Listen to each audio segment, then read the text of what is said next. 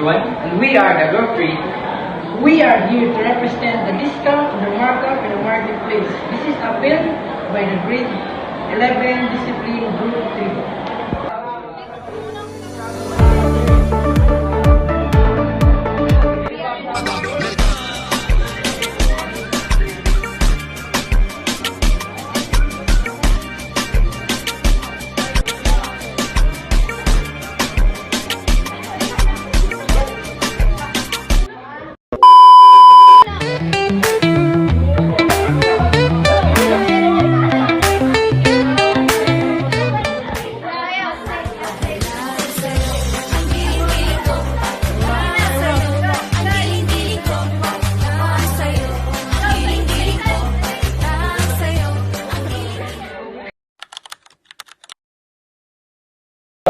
There are two siblings who plan to buy some food for their dinner.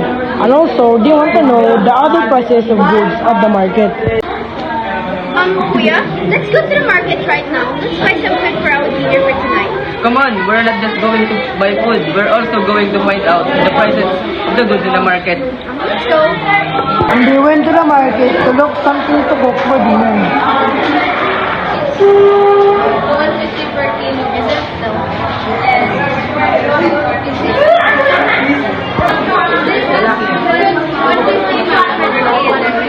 It's fresh from the garden, Mom, it's not imported. How about this? How much is it? It's 200 per kilo, Mom.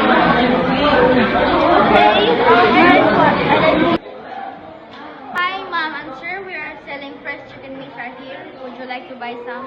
We're looking for food to cook for our dinner tonight, and also we're checking the prices about the goods in the market. To buy some chicken, how much per kilo of your chicken? 160, and I got 10% markup on it. Okay, let me solve this first so I will know the real price.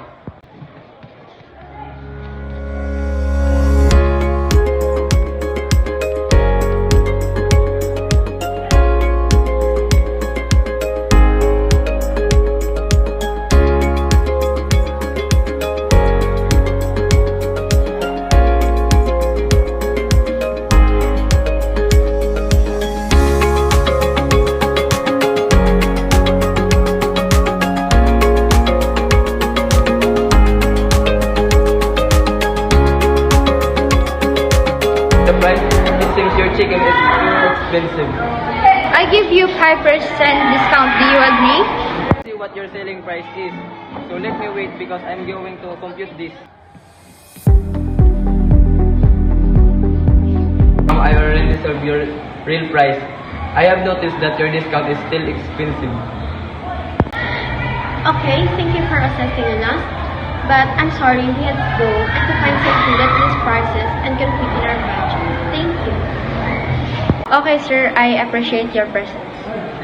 The two siblings looked for another vendor who have a less price, so the two siblings bought a food for dinner.